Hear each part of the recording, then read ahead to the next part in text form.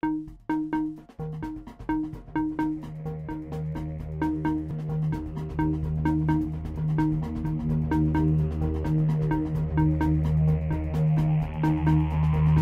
in the footprint of Ground Zero, but we're here as well in the shadow of Christchurch. New Zealanders don't need to think of themselves as isolated or limited by their geography anymore. There's a lot of entrepreneurial talent in New Zealand. Rather than having them building the next coffee shop, let's teach them how to create a web business, create a technology business, because it's actually not rocket science.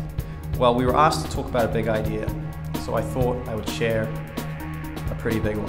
Where you will think that New Zealanders' frame of reference should be world changing. Testing times call for new thinking, and that's why we're here tonight.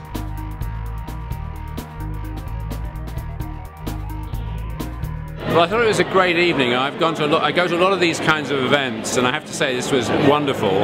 It had a lot of, as Jonty started off saying, ingenuity, and that was the kind of hallmark of everything I think that was discussed during the evening. It was a great event. This is very different from any of the other care events I've been to, in that it asked for people to speak and be a little bit creative, and it was very refreshing. What a great evening. First of all, a fantastic location up here on the 48th floor. It's really amazing. A lot of great people, caught up with wonderful old friends, and the speakers were really amazing.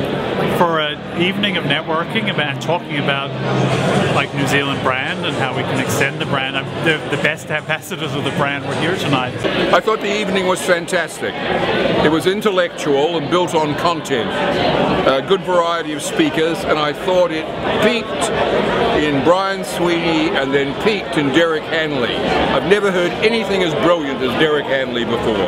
I'd like to call out Derek's effort, and if I had $1 billion, that's exactly what I'd do with it. With New Zealand, you feel that you can, as an individual, you can shape it, and that came through, I thought, a lot in that talk, that one guy with one idea, if it catches on, you can make a real difference. I really love big thinking and thinking new, so Derek for me was quite incredible. He brought it back to New Zealand and how New Zealand can be in the forefront of the world really, and how we can bring smart minds to New Zealand and create something that's very forward thinking and changing.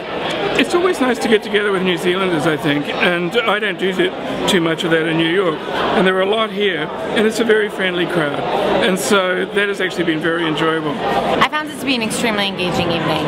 All of the speakers were extremely impressive, and in terms of the ideas presented, I think the delivery was impeccable. But also, I think it encapsulated much of New Zealand in that it's a very innovative country with extremely great ideas, and kind of just implementing how to take that and on a larger scheme, you know, really make more of that. A lot of the ideas are still too westward looking and not looking to Asia enough. I think there's many levels on which the current thinking is you know, still rooted in the 50s and 60s. There's a lot of ideas, but somebody has to propose them, execute them, make a plan, and actually make it happen. And if that's Kia, if that's the New Zealand government, whoever it is, it needs to be done. I think these events are really important. We had a great collection of different thoughts coming from different angles and across the spectrum, and I think it's really important to get New Zealanders who are overseas to meet with each other and talk to each other about ideas that help them, you know, improve what they're doing, but also remind them that we need a lot of help back home, and a lot of the diaspora needs to be a part of that. So great night.